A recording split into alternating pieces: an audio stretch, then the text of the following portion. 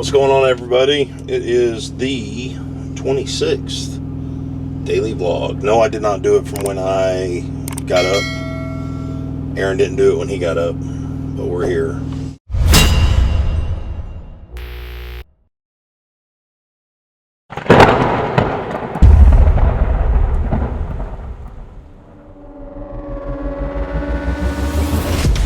No.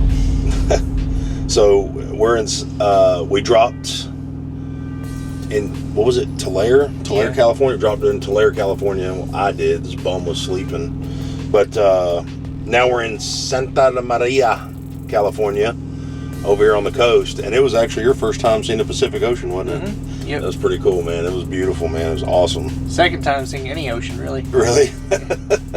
He's a land dweller. He doesn't have any sea legs, so. But it was pretty awesome, though. It's really beautiful over there, and over Pismo Beach, and I think it was Grover Beach, wasn't it? Grover Beach, I think is what it was. Was that it? Yeah, I think it was Grover. Yeah. So, but it was really beautiful. But we've got this load is going to dude, I'm gonna try to say this name. I've been scared of this name ever since we got the dispatch.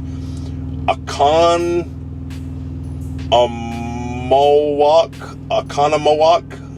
Wisconsin. If there's any Oconomowokians out there, we're coming to see you. With a load of, I think it's strawberries. Yes, strawberries. Yeah, strawberries. Yeah, with a load of strawberries from Santa Maria, California. So this is it's a pretty decent load. It's nice. Now, the thing with the trip planning is me and Aaron really haven't gone over it yet. We always go to Trucker Path, and for the initial trip planning, to be able to kind of see the stops along the way and everything. If you guys don't have Trucker Path, download it. It's a great tool for truckers. Trucker Path, we're going to open this up. Boom. Alright, now our last route is already preloaded, so you're going to hit this little dual arrow icon, and it's going to show where we came out. Now, I've got it planned out. So if we just do that, what was it called, Aaron? Oconomowokian, and golly. Oconomowoco, I think. There it is. And if we route it to Oconomowoc, it's going to route us. You can see right here, it's going to run us through Vegas. It wants us to take through Vegas and go up to Utah, through Utah, back over through Denver to 70, back over through 80. Which, guys, if you've been trucking for any amount of time, that is a high weather risk area, especially this time of the year, the end of winter, early spring.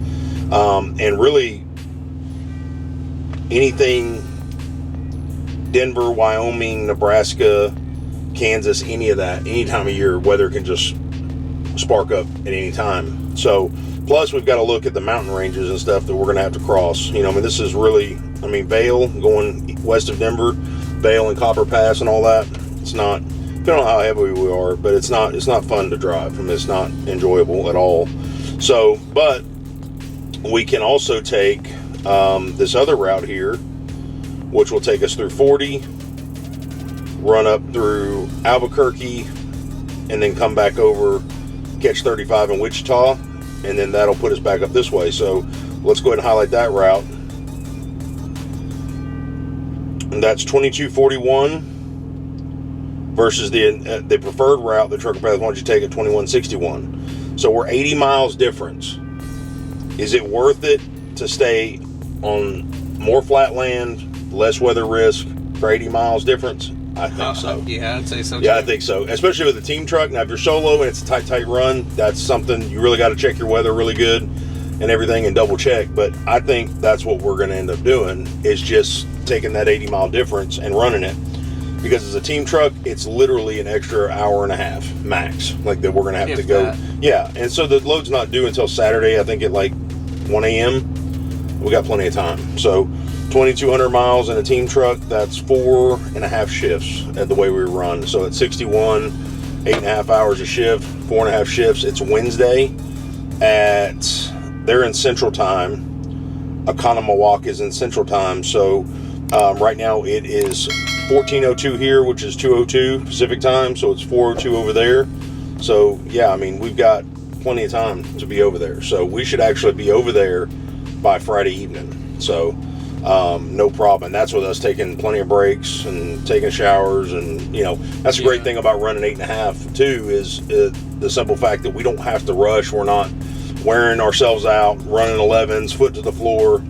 Like, and I teach Aaron and the trainees like this. Anybody can put their foot on the floor and run as fast as they can and run the clock to 0. It doesn't take a rocket scientist to do that. I mean, circus ape could do that, but to be able to manage your clock efficiently to your benefit, to where you can stay dispatched every single day of the week, it takes some work. You know, you got to understand those clocks. You know, your 8-hour rest break, your 11-hour drive clock, your 14-hour workday clock, and your 70-hour clock, and you have to understand the way recaps work. So if you guys need some help with that, I'll throw a link up here to some videos for some hours of service videos. You guys check those out. And if you have any questions to them, you know, about hours of service, trip planning, stuff like that, please feel free to shoot me a text. Number's always in the description of every video. Is there anything that you are concerned about this trip? I taking a look at it. It's got us going south onto 101 through California. Mm-hmm. Pretty close to LA. Didn't know if that was a route that you wanted to take, or... That's not what mine says at all. Mine says we're going to cross over the range on 166. It called me real quick. Okay, good. Yep. I'm sorry. Alright, thank you. I'll be out there in a moment. Load's ready to go? Papers are ready. Papers, okay, well, yeah, should be good. Okay, awesome. So we're ready to go. And so Aaron's just started his shift here at the shipper. So he did his on-duty time for pre-trip and loading. And so he's going to run his 8.5, basically, drive time out. So we're going to kind of look right here on the map and see where we're going to end up stopping at. We're going to hit, let's see here, let's to our filters. We're going to hit go. We're going to skip that. Oh, no. I just wanted to do the route, man. Just route. That's it. Just route to Oconomowoc. We're going to choose the other one right there. Update trip. Skip. Okay, now let's see. So he's got, you know, a lot of people don't realize California is 55 miles an hour pretty much everywhere for trucks. So it sucks. You know, I like to run. I don't know. What do you run? What are you running in here? Because I was asleep yesterday. I usually just run the 61. 61? It's his CDL. So, no, you don't. We run 55 through California, right, Aaron? Right. To California, it's 55. Yes, but 55. Usually See the safety vest? It's all about safety. That's what it's all about. So, anyways, see what I'm talking about? A rebellious driver. I'm wearing a safety vest. He doesn't listen. Like, I'm being safe. I'm trying to lead by example. But no, seriously. So we're going to just say 55, because Aaron's a really consistent driver. He doesn't stop a lot. He's like me. He doesn't really stop a lot. He likes to get half of his shift or more than half of his shift done usually before he stops for his 30-minute break. And on these, like, we really, you know, I always tell, like, if we're on a super tight run, I always tell Aaron, hey man, you know, we've got to just kind of like stick to a 30-minute break, 30-minute swap out. But if we're on runs like this, where I know, like, I want him to try to get his 8.5 in before midnight Central Time. But if he, like, obviously he's not going to be able to, because it's already 4 right now. So he might get 7.5 in, and that's okay, you know. And then after midnight, if he wants to keep running, he can finish his clock out, or he can just say, hey, Will, man, I'm ready to roll, bro. Like, I'm ready to sleep, man. I'm tired, you know. Wake me up if I'm not already up, because I do have a tendency to wake up when the truck stops. So as soon as it slows down, I'm like out of bed, man. I'm ready to go. But I really get about 4 or 5 hours sleep and I'm done. Like, this guy right here slept one time for like 14 hours straight. I was like, man, bro, I was tired. Yeah, I was like, how did you do that? Like, I get like, my back is killing me, bro, by the time I get out of bed. So, but so we're gonna take a look right here and see at 55 times, let's just say the 8.5, 467. So we're gonna try to find something along the route around 467 miles. So right around Kingman. Now, Kingman is usually a really good fuel spot for us as far as price-wise goes. So let's look at, because I know I only put 60 gallons in the truck today in California because we were in Tulare.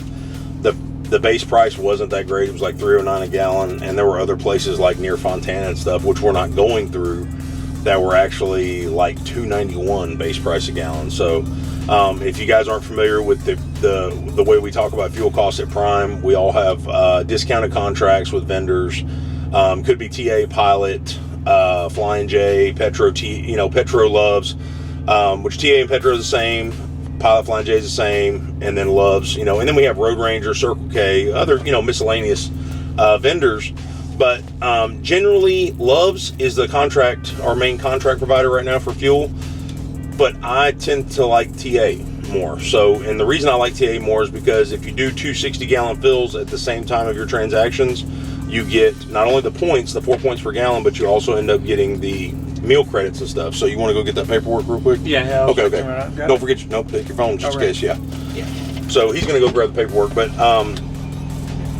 so anyways, the base price is what we see before the state taxes. Obviously, Prime can't control the state taxes. So I'm going to go in here and show you guys real quick. We're going to go and look at Kingman Fuel and Services here.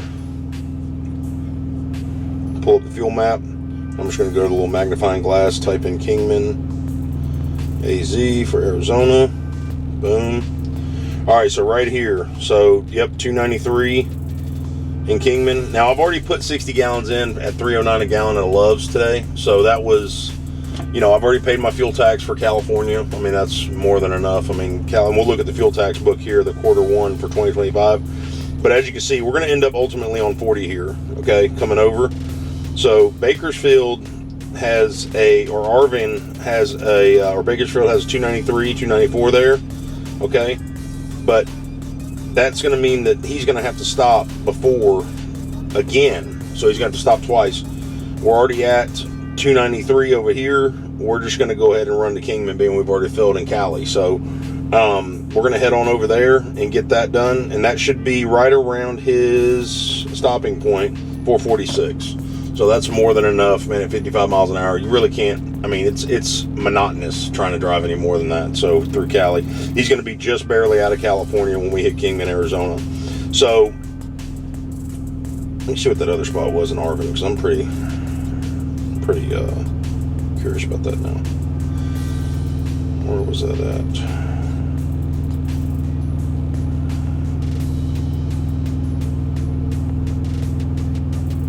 Right here. Yeah, see, that's actually out of route. I would have to go south into Bakersfield off 99, and I'm not going to be doing that. I'm going to be on 58, so shooting straight out. So there's really no point. So the extra little bit that I would save on the fuel tax side, putting extra fuel tax on, and the way fuel tax works is pretty much just like income tax. The more you put in, the more you get back. So you're going to have to pay it no matter what. So let's look at the fuel and services for the fuel tax.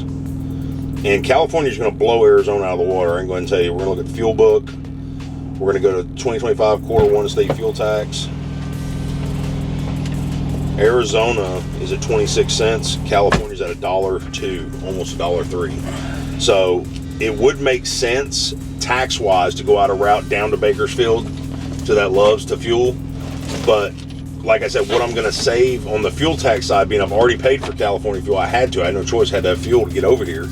At the $3.09 a gallon at the Loves, I'm going to end up losing on going out of route and losing the meal credits or parking credits that are actually $17 a piece from the TA. So you're going to get $34 worth of a rebate back in parking and meal credits, plus the $4 in points for the 120 gallons, and the price is roughly the same. So we're still at $2.93 a gallon. Being that I've already paid, if I wouldn't have already paid fuel tax here in California, I probably would do that. I'd probably shoot down to Bakersfield and come back up and just go out of route.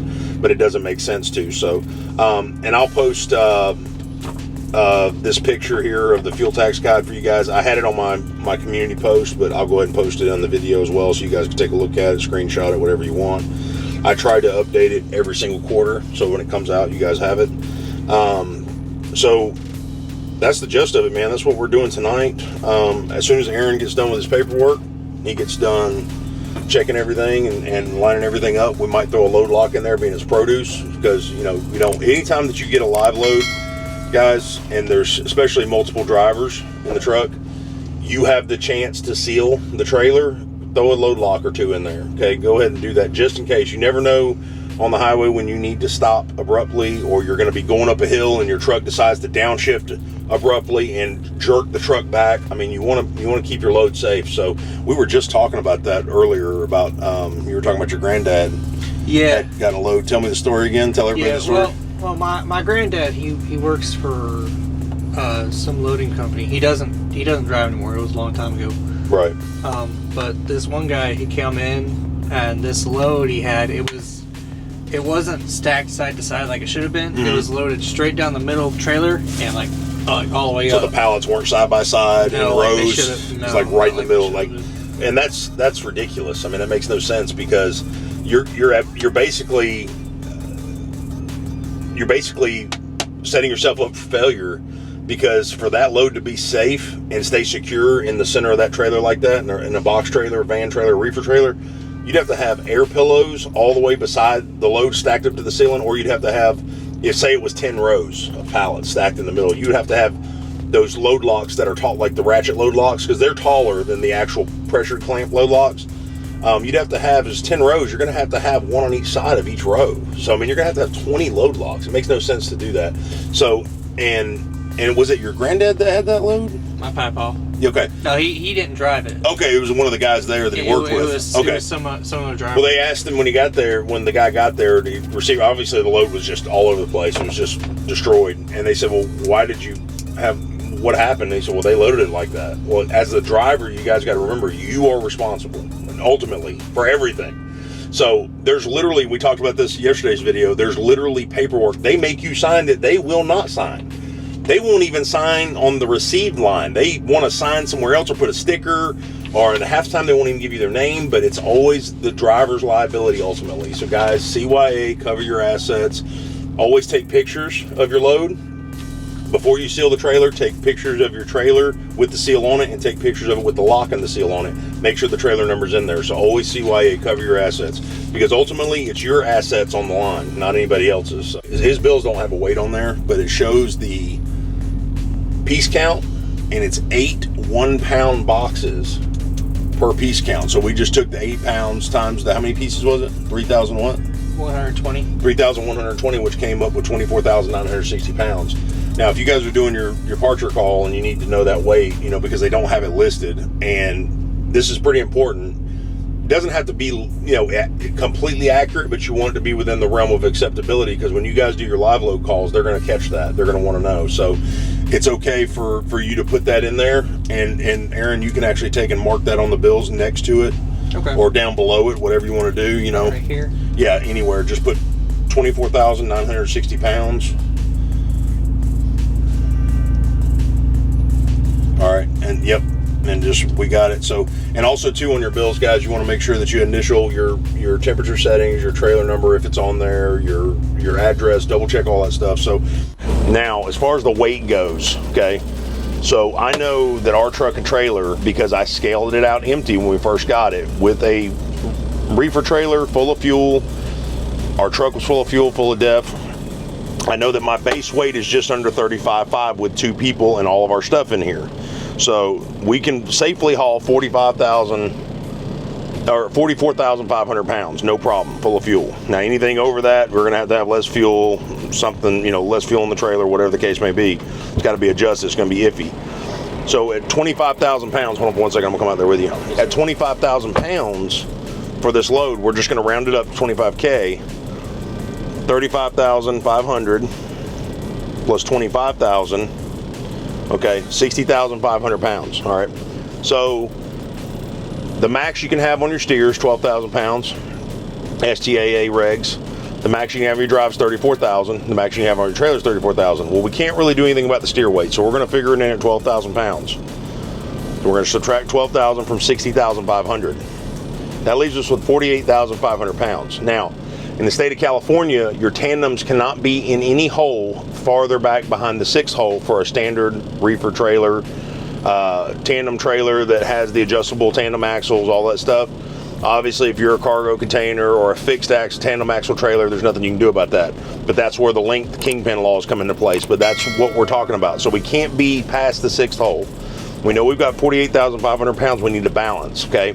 So we're gonna divide that by 2, 24,250 pounds. Now, in a perfect world, okay, we would be in the 6th hole, 24,250 pounds on the drives, 24,250 pounds on the trailer. We're gonna find out where we're gonna be at in just a second, because we have right way gauge on our tractor, which is always calibrated. Anytime you scale, always calibrate your right way gauge on your tractor and the trailer that you have at the time.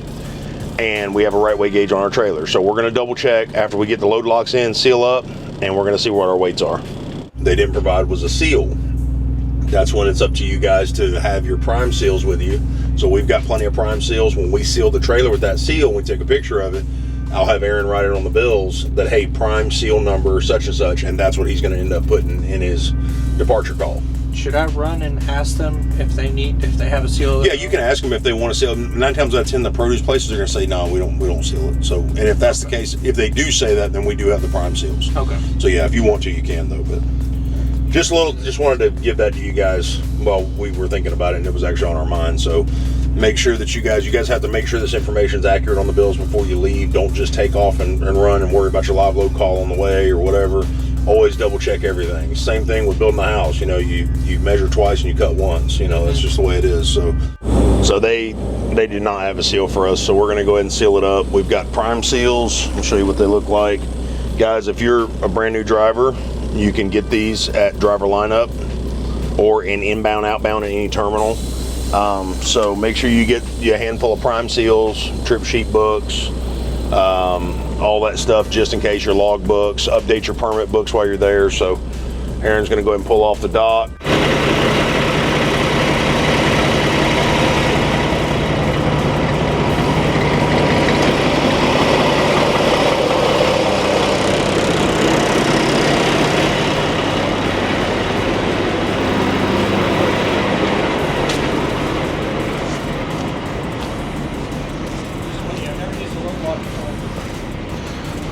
Oh, you're about to learn. That's right. I think all the load locks I put in, you've been asleep. Yeah. Oh yeah. So this is a pretty tall load. So we're going to want a couple load locks on this one. So yeah, it's a pretty good tall load. All right, let's go get 2 load locks out from behind the truck here.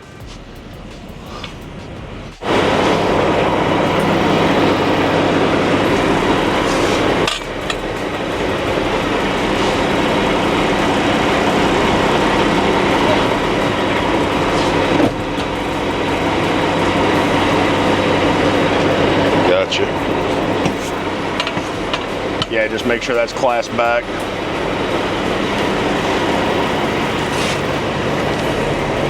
All right.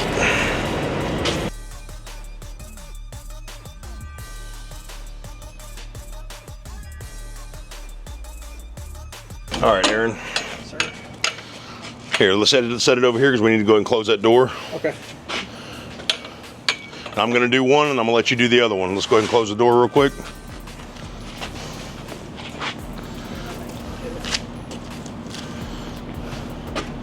You need to close the left door. Guys, if you go to climb up these trailers, you can see the steps are not very adequate for getting up in these trailers.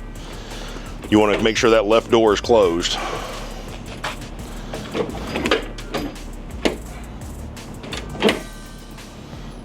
Always want to check your top hook up there.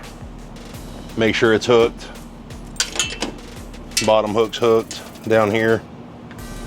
All right, Aaron, you want to take that? Sure. All right, so we're gonna get in here. We're gonna put one in. These are the ratcheting types. So you can flip it down, and you can literally just let it drop manually like that. And you flip it up, and it ratchets up. These here, if you have to use a load lock up and down, these are the ones you wanna use. Vertical, but horizontally they work just as well. But the pressured clamp load locks that you actually lock the gear mechanism, that's the one that usually we'll use for a horizontal loading procedure. So this one vertically would work perfect if you had to use one on the side like you were talking about with your granddad's buddy load or whatever. Just another driver. Yeah, exactly. So that would be, if you had one pallet in the back here that was right in the center of this, and you see that this is a lot of different cases, okay? There's a lot of different variables. Any of these can shift at any moment. So you'd want 2 on either side, and then at least 1 at the back. So to position it right. So let's set these over. I'm gonna get up there and show you how to do one, and I'm gonna let you do the other one.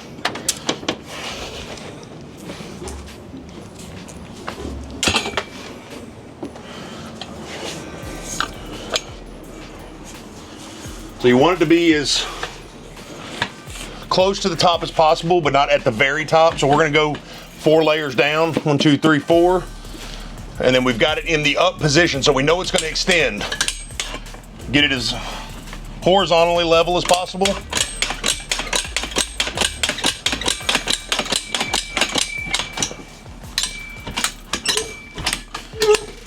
About 3 clicks, that's all you need. These stay in place a lot better than the actual pressured clamp ones. I don't know if I'm even saying that right, but the ones that are just manual lock, these stay a lot better. They're a lot more firm. So the other one, when you go to bring this one in and you do it, you're gonna put it about right here. So you can go 2, 3, 4, 5, 6, about number 7. And that'll be perfect. Always know where your step is when you're coming down. And always have 2 hands on something, always. If my big tail can do it, anybody can do it.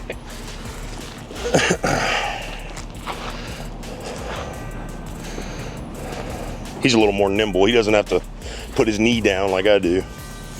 I'm an old fat guy.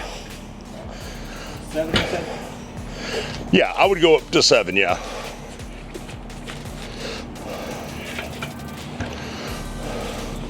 Now, to get that to extend simpler, flip your latch down. No, your latch, your little latch, yeah, flip it down. All right, now pull it up, there you go. Okay. Yep, now you can pull it up, there you go, yep. Now you can flip your latch back up and you can start ratcheting. Bring that end right there up some, bud. Yep, right there, perfect. Looks good.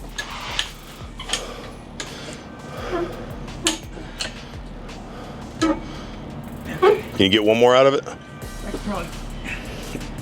Nope. As far as I can get it. I'm gonna have to start feeding you some steak instead of chicken nuggies. Push. Now take. See how does it feel? Like pull on it.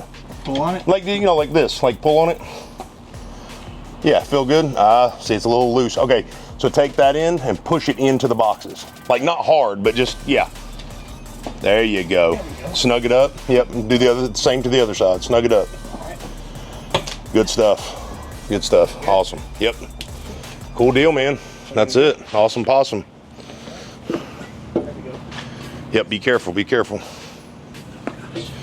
All right, now that we've got our, obviously we have a photo, I'll take a still shot of this. I got you. You got it? You're gonna go and take a photo right now? All right, so let's open up the other door again. Okay.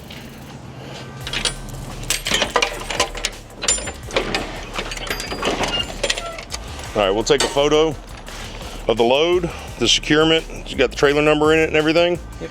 All right, we're good to go. Let's close the doors. These things can be tricky too. Some of these are like hard to do. Make sure you remove your lock from here before you close that other door because it'll catch on that little bracket there.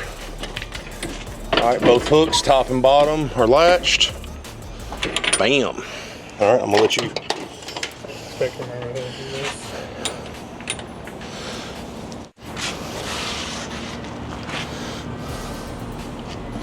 All right, and then to make sure you take, after you lock it, take a picture of the, now here's another thing too, I wanna show you guys, before you lock that, here, get this on the lock here. So guys, this is not the proper way to lock this trailer, okay? It is aggravating. This is the proper way to lock the trailer. You're supposed to run this up, run that barb through, and lock it like that. That's how it's supposed to be locked. The problem is it's so aggravating to get this on and off with the key right here. With these bars, we tend to just lock it the improper way, really. So, I mean, yes, it's still locked, but it's not the way it's designed to be locked. Now, if this bracket was out a little bit farther to where we actually had a little bit more room, and that could be something, Paul Higgins, if you're listening, could be a good design feature we can add from Wabash and Utility to get these things locked correctly. But there we go. Now we're going to take a picture of the lock and the seal and the trailer number. Make sure we got those seal numbers in there.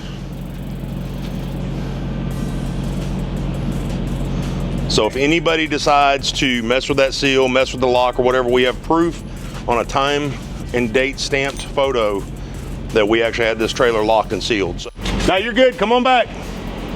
Come on back.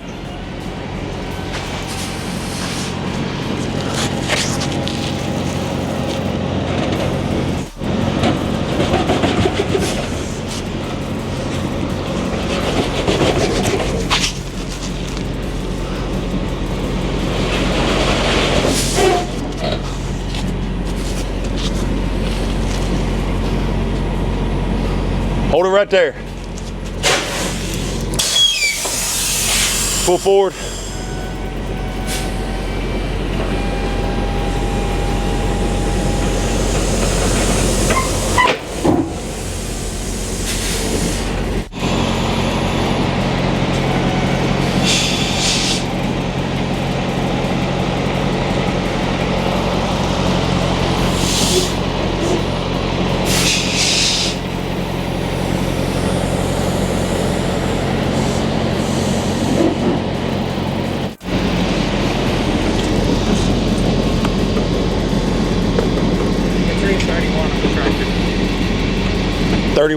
Yeah.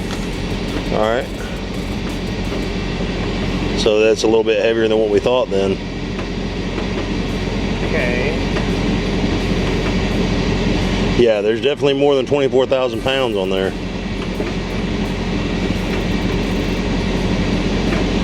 As we're in the 6th hole. You guys are counting the holes. You count the very front one. 1, 2, 3, 4, 5, and 6 that your pin's in. So you've got all 6 holes. 1, 2, 3, and yes, that does count as a hole. 4, 5, 6. Your front pin should be in the 6th hole in California. No farther back than the 6th hole. Let's see, we're sitting at 30. Right under 32,000. So we're a little bit heavier than 24,000, guys. Like, there's more than 24K in the box. So, or 25,000, what we rounded up to. So we're sitting right at almost 32, so we'll call it 31,750. And you said you're sitting at what? 31. 31 even on the truck? It looked like it. Double okay. Check. Yeah, let's go double check, because after you air the truck up, it changes just a little bit.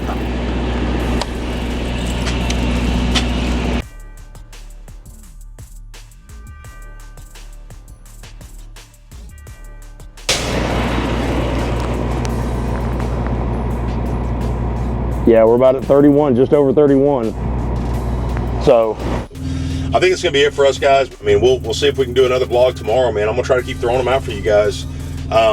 I might just start recording when I get up to do my shift. So let Aaron record some, see if while he's over, because he likes to sit over here for a little bit and eat. We both do when we go to bed. And then we just go crash and whatever. So, but this was gonna be, we got a little bit of time on this one. This is a good long run too, and he's pretty happy about it too, because it stacks miles pretty quick going east to west. So, and it was a pretty good load too. But it's beautiful out here. Everybody hates on California because of the political stance and stuff like that, but dude, this is such a gorgeous state. It really is. I mean, it's everything from the ocean to the hills to the mountain ranges to the valleys, man, the vineyards. It's just gorgeous out here, man. You go from vineyards to palm trees, vineyards to palm, it's just amazing, bro. It's just the amount of beauty that God's created out here, man. It's just nuts. I mean, it almost looks like we were saying earlier, it almost looks like a video game or something out here. It just looks fake. Like, it's like you're looking around, it's like nuts. So, but yeah, it's gorgeous, guys. But thanks so much for watching, guys. Till the next one, don't forget to like, sub, and share the channel. Get that information out there, guys. And leave a comment. You know, if you guys have a question or see something, have me or Aaron, doesn't matter. If you guys have anything that you guys want to know, shoot me a text. My number's in the bottom of the description. But thank you so much, guys. Till the next one, Freight and Aaron. We're eastbound and down, baby. We're out.